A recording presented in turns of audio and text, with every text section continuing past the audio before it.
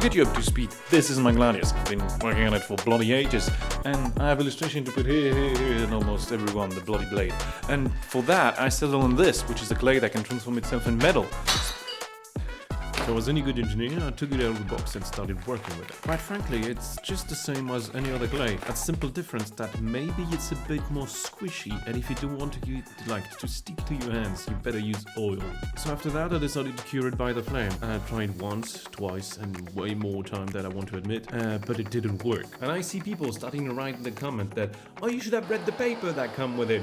Oh, you moron, you're right. And it's actually the first thing that I did. And it's written on it that it should be heated during 4 hours at 700 degrees in an oxygen-free environment. But then, why did you follow the instruction? Because I was lacking a kiln. First, start by stealing a small bottle of gas from a neighbor, empty it, and then cut it, and then replace it by a bigger bottle. And not at all because I totally forgot to record it and I needed something to illustrate. No, it would be silly. Then, take some ceramic wool that you have laying around, cut it and stabilize it, and then realize that you spilled the stabilizer everywhere on the floor. Purge it with holy fire, and then drill a hole for the resistance to go through. Oh, how does the kiln actually work? Do you have electricity at home? It's basically the same thing. You set the temperature, it's too low, it power on, it's too hot, it power off. Basically that. For that you need 4 main components. One that can read the temperature in the room, a second one that can heat the room, a third one that can like the thing that can let the electricity go through for the heating element, and something that can manage all the information of everything and be able to know when it's too hot or too cold. And this is the brain one. And for the kiln it's basically the same thing, but way tougher because I cannot make my home go to 700 degrees. So I have to do that. Congrats, you're now the proud owner of a round piece of metal with some ceramic wool into it. But wait, there's more.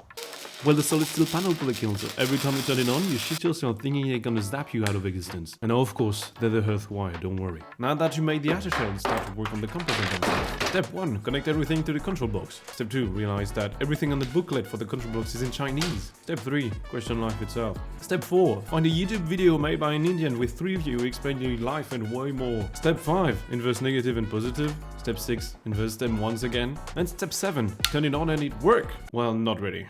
But still reading on the control box, why? You see, actually the thermometers is sold with its own wire. I thought, wow, really cool, really professional, amazing. I bet it is resistance. Wrong. But you see this cable, if it just barely touched the outer shell of the kiln, guess what? First of all, it killed the reading on the fucking control box, and it killed the fucking electricity in the whole bloody house. And guess what? It took me 3 bloody days to realize that this was the single wire that was the problem of everything. And I did check everything twice except this one. Do you want to hear a scary story? It's actually a story of a man flirting with madness. This part connects the heating element called the resistance and the electricity, and there's one specification to respect: do not burn. Well, this one is made out of plastic, so you put a wire that's 700 degrees into it, well, it melted. So I bought another one, this one, which is supposed to be fireproof and can handle almost all situations. Guess what? The inside fully melted, the metal melted. What the fuck is it?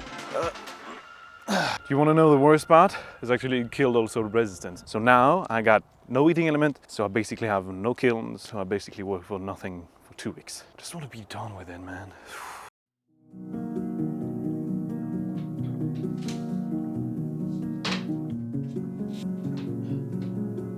Just want to be done with it, man.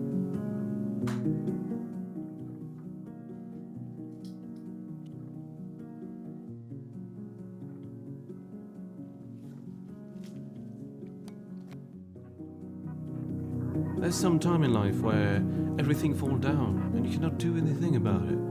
But there's one thing that I always remember that a friend told me one day, and whenever the time is hard, I remember those words, and I'm gonna share it with you today. Big is better, baby. Yeah, it's 1,000 times of the size. Yes, there's no safety. Yes, it can stab me to oblivion if I just make one mistake. But, it will not melt. And boom, because bigger is better in every subject. Here's bigger wire. Okay, so I basically changed every component twice, so I think we all good. Just need to try. You know what? I just learned that the smaller the resistance is, the better it is. So this one is actually weaker, so it produces less heat than the other one. Life is a lie. Oh, nice! Life is fucking trash! I don't regret anything in this scene. But you see, the thing with electricity is that if you get too much in one wire, it will actually start to heat up and then transform to like melt and create really, start to burn everything around it. And that's why you are limited in the power that you can consume into your house. And normally it's limited by amps, and so at my place it's 16 amps. And the thing is that to bring that bigger wire at the same temperature as that smaller wire, I need almost 10 times the amount, which is not something I can provide. And it took me 3 days to realize, because I didn't do the math. And then you're gonna ask me, why didn't you do the math in the beginning? Because it's simple, it's bigger. Boonga brain, it's bigger, it's better. Like, it should have been working more, and like, there's nothing in the universe supposed to prove it wrong, except the bloody... that. Yeah, I'm angry.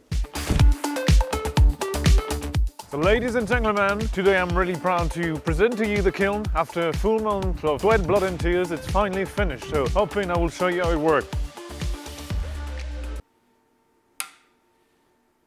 But let's actually make something with it.